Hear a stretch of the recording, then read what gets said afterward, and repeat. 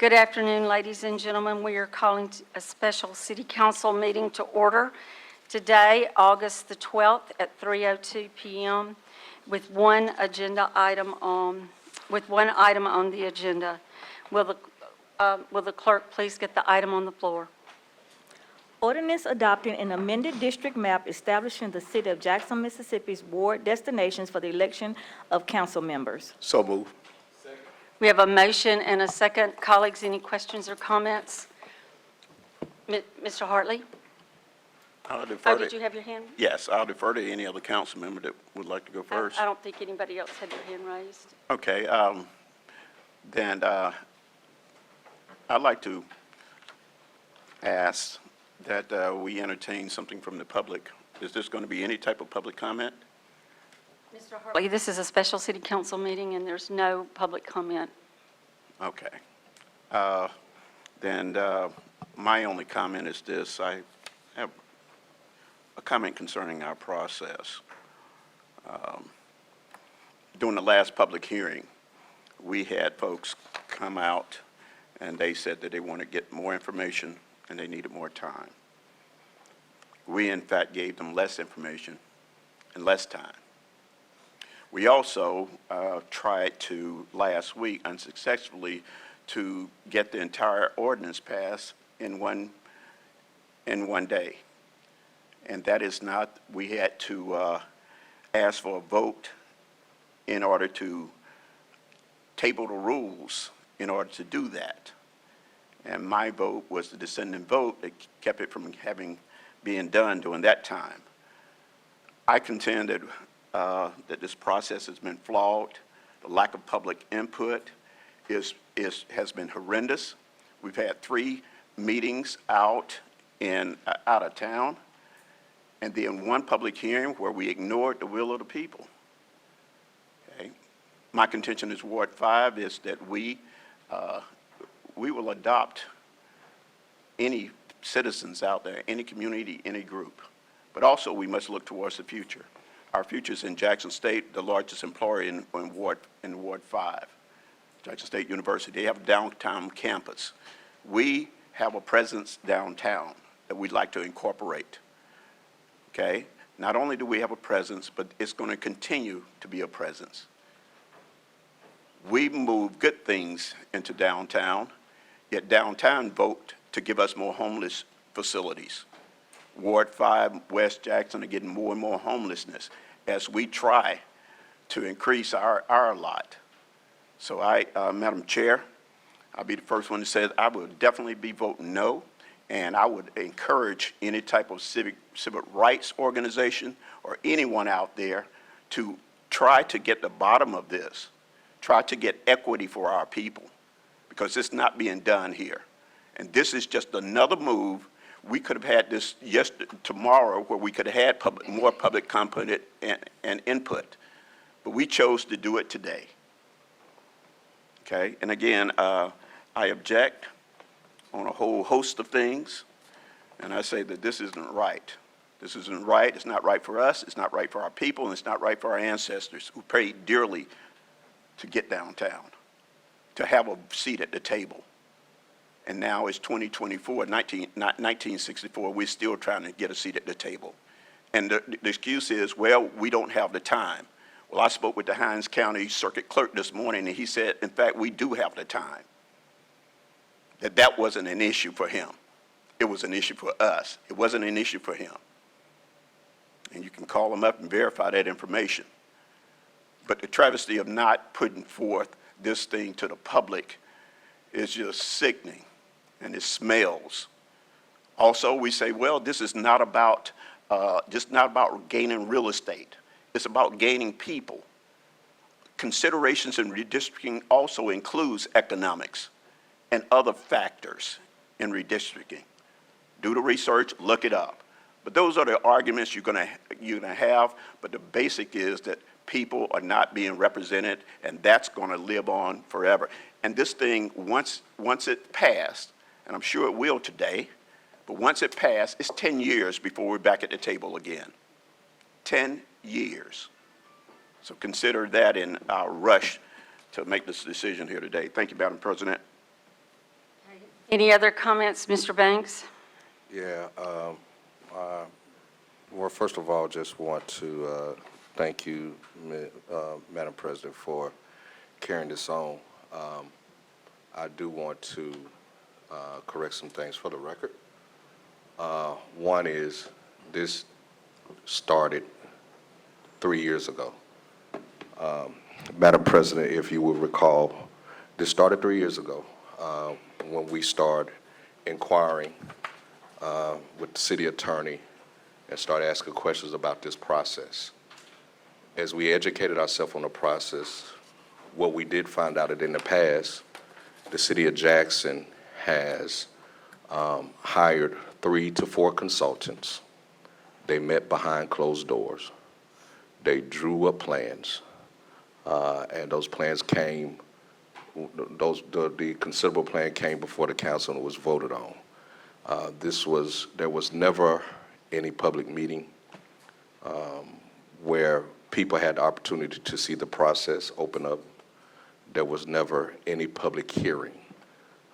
Matter of fact, in the state of Mississippi, we would probably be the only one to do a public hearing when it comes to a municipality. Let me say this again. Well, this is not again, let me just say this. And I have a lot of friends out there, and I respect you all, but I think the information is critical. Amid Adams, Jones County, they were taken to court because District 2 is a majority black district. And what the state tried to do was add more Caucasians into the district with the hopes of that seat being narrowed and Congressman Thompson losing. We saw the results during that election. When we talk about the Voting Rights Act, one vote, one person, my ward is 86% African American. My people have a voice. In order for them to keep having a voice, I have to do the work and organize them so that instead of it being separate energies, it becomes synergy. Ward 1, Ward 7 are majority white wards. If we are trying to look at strategies on how to make sure that our populations, our black folks that don't have a voice need to have representation, that's where that Voting Rights Act fight comes. The Voting Rights Act was never supposed to be where the ward is 100% African American. This is what we're talking about. And so if you're talking about coming over into downtown, looking at the map, I saw some zeros, I saw a 15, I saw a 17, I saw 20. We're talking about one person, one vote. We're talking about the Civil Rights Act. Now, if we're talking about if we're talking about equity as far as what people have access to, if we're talking about inclusion, then we need to be having other conversations, and we need to be talking about disparity studies. When we talk about seat at the table, we're on the council. We have a seat at the table. In the words of Charles Evers, if we're in charge, be in charge. But I think that it's important that we don't get and that we don't misinform people. We're talking about the Voting Rights Act under LBJ, which was springboarded out of what happened in Selma. And we're talking about the voices of people being heard. We don't really have, people can argue, or people can say, and that's an argument to have. And if the people or organizations want to argue, well, I feel like that there's a group of people that's disenfranchised in their vote, then let's have that conversation. But it is our fault if we have a 100% black ward or a 90% black board with only 30% voter participation. We don't have a problem. If we had voter participation, a lot of the problems we have wouldn't be here right now. We got to be honest and keep it a buck. We got to be honest. But when we talk about in the population of 146,000 and only 32,000 people voting, that's a problem. And so we have to look at organizing in our communities. And as we organize our populations with communities, we can build our own. We can do our own community improvement districts. We can turn Home Depots into movie theaters. We can do it if we organize, but we can't say, we want this building and this building and this building. Jackson State, yes, they do have part of downtown, but we're talking about voting. We're not talking about municipal assets. And so I just want to correct that for the record. And I also want to say that I feel like I've done a great job with doing what has never been done in this city before as far as opening it up. The problem is when people get misinformed and riled up about the wrong stuff.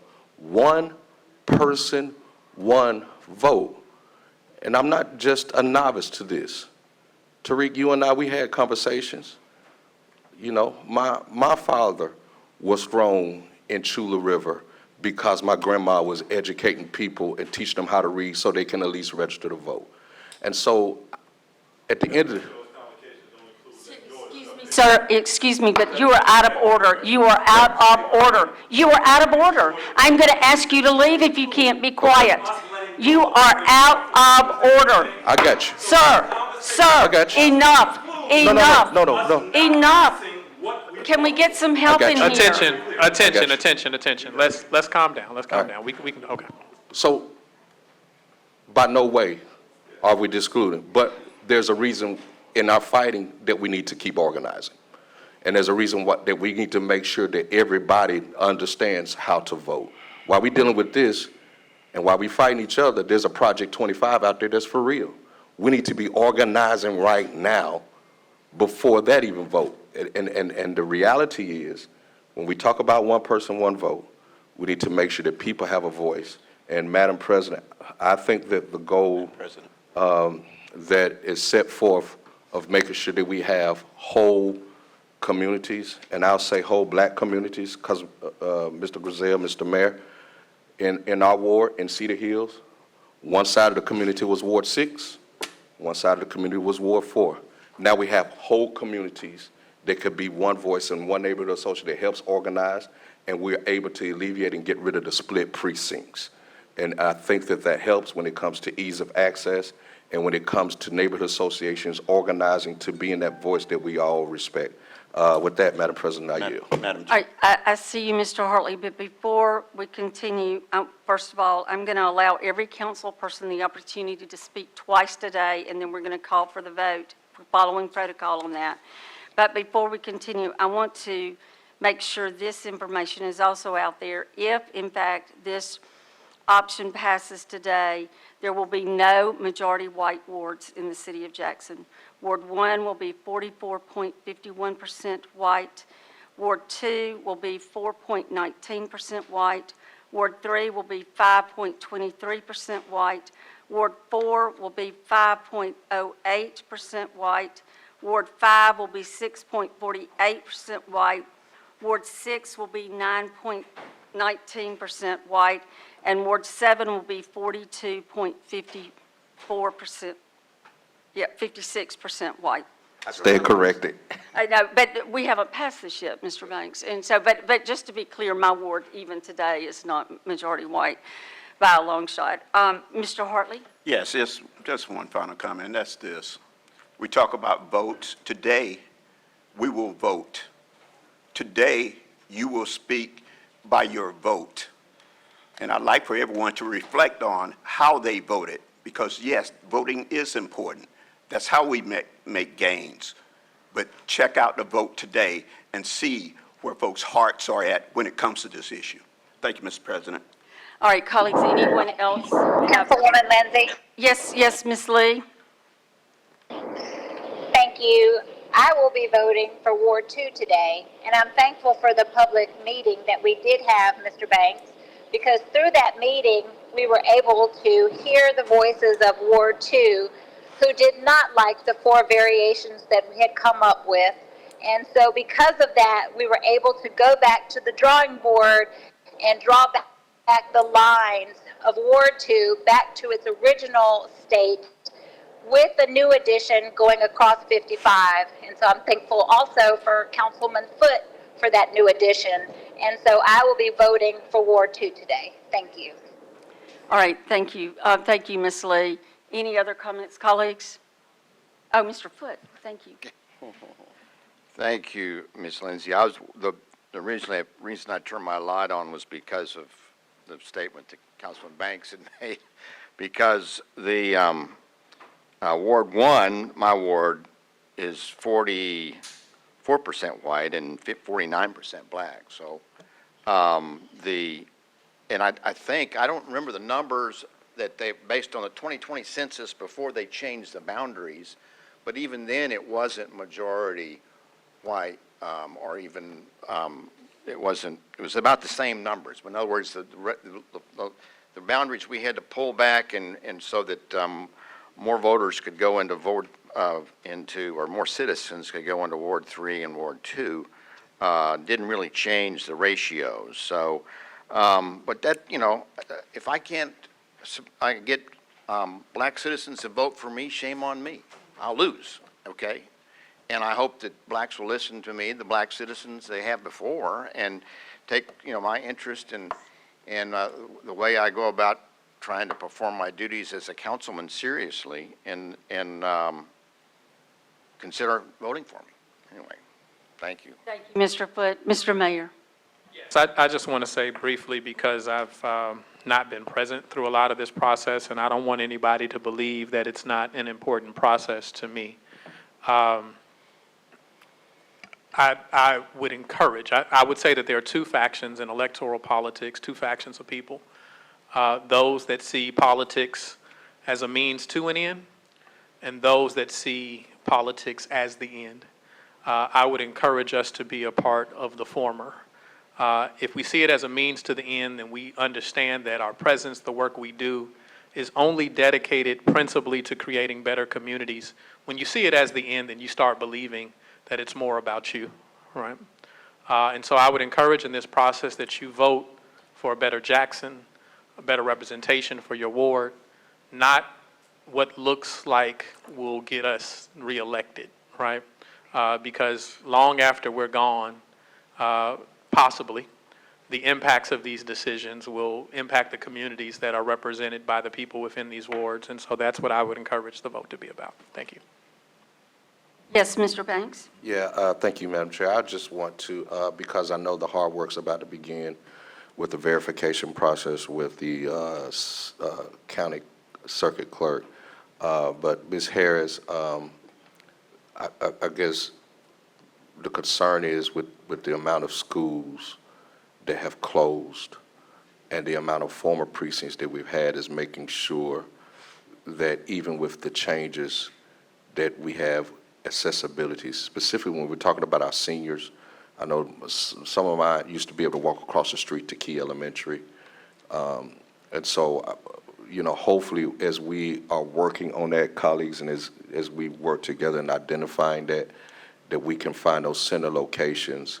And I hope, I think it'll be a good deal for the city if we could get rid of the split precincts all the way around, because it confuses people. All right.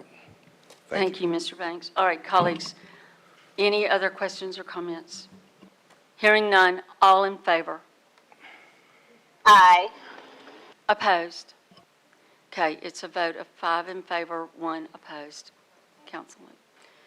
Ms. Clerk. All right, is there anything else to come before this body at this time?